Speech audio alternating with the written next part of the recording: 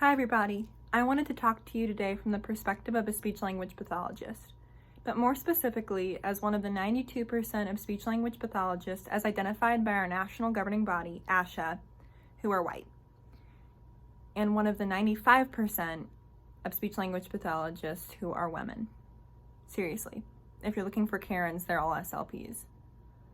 So I absolutely love my field and almost everything about it, but one of the drawbacks that happens is that our field is notorious for being incredibly homogenous, which is unfortunate because the clients and the students who we serve can vary across all kinds of cultural, linguistic, or religious backgrounds. And it is our job to serve them and to teach them effective communication based on what their needs are. So I wanted to talk today about some things that you can do, especially in the educational setting, since that's where I work, to make sure that your classroom is diverse and inclusive of all kids of all different identities. And there are some concrete ways you can do that. One of the first things is to take a look at your therapy materials. So when you're looking at the things that you get on Teachers Pay Teachers, that you buy on Amazon, that you get through funds by your school, look at the kids who are represented in these materials. You might realize an implicit bias and print out the materials of kids who are mostly white. So make sure that when you are looking at all of your materials, you're showing kids from all kinds of racial and ethnic backgrounds so that your students who come into your therapy room can feel as though they're represented and that speech therapy is for them. On that note, take a look at the books that you have in your classroom. There are so many fantastic children's books coming out written by people of color about kids of color.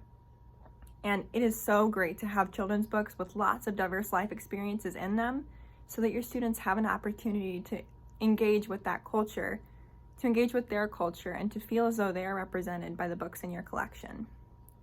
Another thing you can do in your classroom, because I guarantee if you are a school SLP, you probably have kids who are in pairs of 2, 3, 7, whatever have you. And try to make sure that you're always pairing kids of different races together, if at all possible.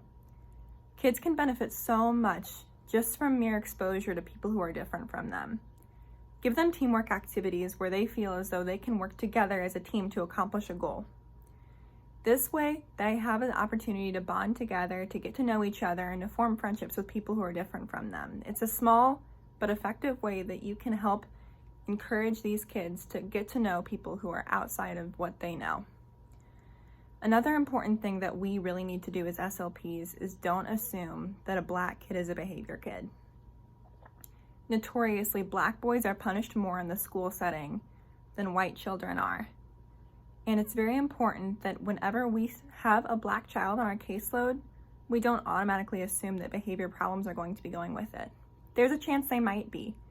And if that is the case, do it like you do with every other kid on your caseload and think about why that behavior is happening. Behaviors always have a reason, and it could be a trauma response. It could be a disorder. It could be anything, but be patient and loving with them, just as you would with any other child, and really make sure that you are giving them a safe space to communicate and to really use their words so that they can talk about their situation with you, because it's important that we as teachers are a safe place for our students. Lastly, check your coworkers and check your students. If you hear them say something microaggressive, racist, biased, correct them. We're communication therapists. It's our job to communicate. It's what we do. And if people feel comfortable in their work environment making those kinds of passive comments without being corrected, they're going to keep doing it. The best thing that we can do as adults is educate our children, educate our coworkers, and make sure that they are aware of their implicit biases as well so that our kids can feel comfortable in the school setting and in the speech therapy room. These are just very small, innocuous things that we can do to make the school experience more accepting to people of color in general. And I really encourage you to do more research online, talk to SLPs of color, talk to people of color, and really get to know the families of your students, because this is something that you should do with every student anyway.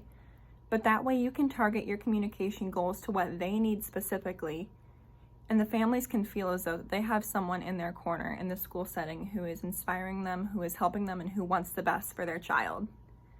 If you have any questions for me, my email is katie.johnson1095@gmail.com. And thank you so much for watching. Have a great rest of your day.